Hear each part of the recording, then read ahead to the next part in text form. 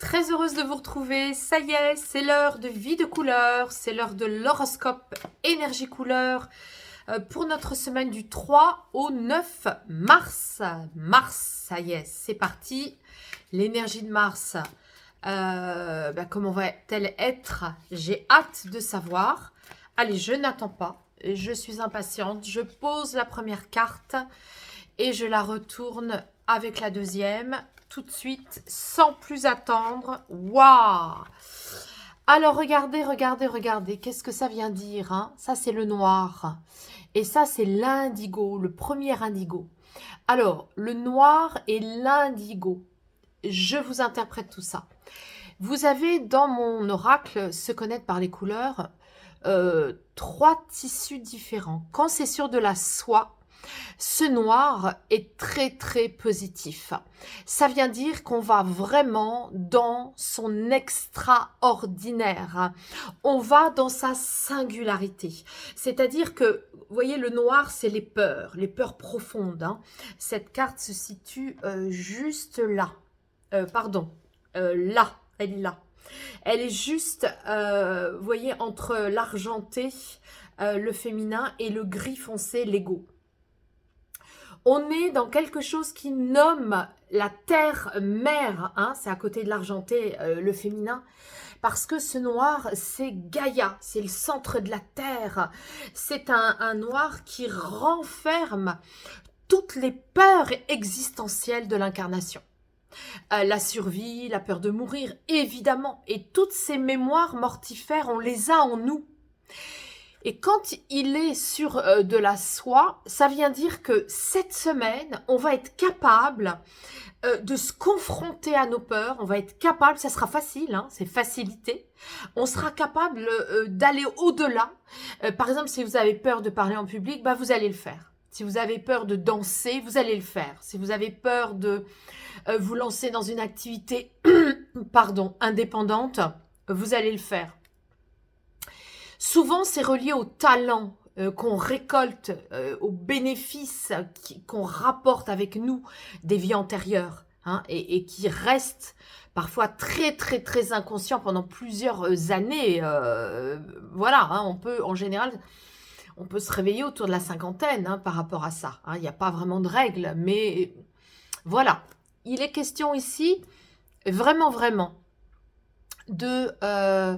d'accepter de se transformer. Le maître mot du noir, c'est transformation, parce qu'il y a eu acceptation. Voilà, le message est très clair. Alors, quand ça dialogue avec l'autre couleur, qu'est-ce que ça vient dire?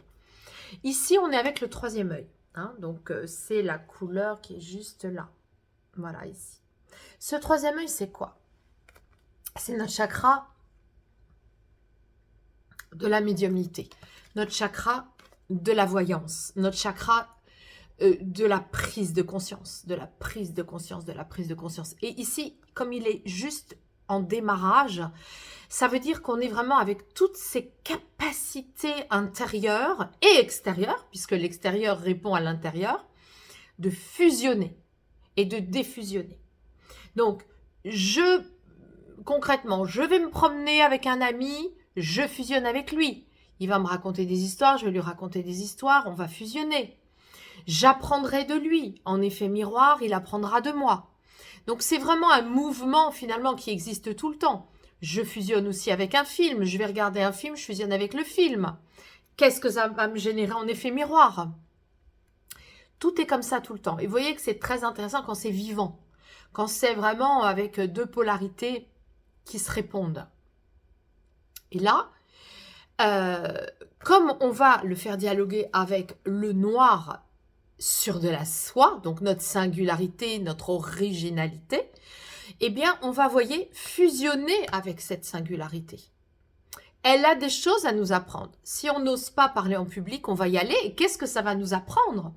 Il va y avoir un dialogue entre je fusionne avec ma prise de parole en public. Qu'est-ce que ça va générer en moi? De l'excitation, de la frayeur transcendée, waouh, et donc du coup de la satisfaction, ça va générer des choses. Écoutez la fusion, le résultat de la fusion, c'est ça que ça nous dit. Cette semaine, quand on fusionne avec notre singularité, avec nos peurs qu'on a dépassées, qu'est-ce que ça génère pour nous? En effet miroir, en résultat, qu'est-ce que ça nous apporte? C'est ça que ça raconte. Allez, on continue, on progresse dans la lecture de ces énergies avec l'oracle. Le deuxième oracle, hein, qui est l'oracle du cœur de vie. Bon, eh oui, c'est fort, c'est le médium, hein. Le corbeau, c'est la médiumnité. C'était un guide pour les marins au Moyen-Âge. Tes capacités occultes sont des alliés pour toi. Voilà ce qu'elle nous dit, cette carte, hein. Donc, oui, alors là, on est bien avec, si vous êtes dans le domaine ésotérique, on est vraiment avec ça. N'ayez pas peur de vos aptitudes ésotériques, de vos capacités de médium. Si vous vous lancez dans cette activité ou si vous vous rendez compte que dans votre vie personnelle, vous avez vraiment des belles intuitions par rapport à votre vie, écoutez vos intuitions, mettez en route hein, ce GPS de la vision. C'est très très important pour vous. Alors la deuxième carte, elle nous renseigne sur ton âme peut choisir toute forme d'incarnation. J'ai choisi une petite poule pour nous parler des animaux, mais ça peut être un autre animal. Donc on est avec, oui, dans d'autres vies, on a pu aussi être incarné dans un animal. Donc on a hérité de quelque chose qui, aujourd'hui, instinctivement, au niveau de l'instinct animal, nous sert et on peut fusionner avec. Voilà le message. Alors, on y va avec maintenant les déesses. On va demander un conseil d'une déesse. Quelle va être cette déesse qui va nous donner un conseil pour notre semaine de début mars? Ouh là là, eh bien, très très très cohérent, hein. On est encore, voyez, avec de l'indigo. Il y a de l'indigo partout cette semaine. De l'indigo partout. C'est la déesse Perséphone. Hein, c'est la déesse de la médium. C'est la déesse qui est allée dans le monde de l'enfer, des enfers, avec le monde des morts, avec Hadès, le dieu de l'enfer qui l'a entraîné dans ce monde parallèle pour en extraire justement des compétences. Alors, qu'est-ce qu'elle nous dit cette semaine? Sois bien ancré, protégé, avant de te confronter à l'inconscient collectif. Donc, vous voyez, là, on a bien une indication. Si vous faites des communications avec l'au-delà, soyez bien ancrés. Protégez-vous énergétiquement, c'est toujours hein, ce qu'il faut faire. Et puis aussi, avec des mantras, des mudras, et aussi, bien manger. Surtout pas s'alcooliser, hein, quand on va dans les autres plans parallèles de conscience. Et bien manger, bien se nourrir avec une nourriture vivante, saine. Hein, surtout pas des plats préparés, surtout pas des plats morts, hein, mais une énergie vivante et vibrante. Hein. Ça accélérera vos connexions. Bon, bah écoutez, hein, c'est formidable tout ça.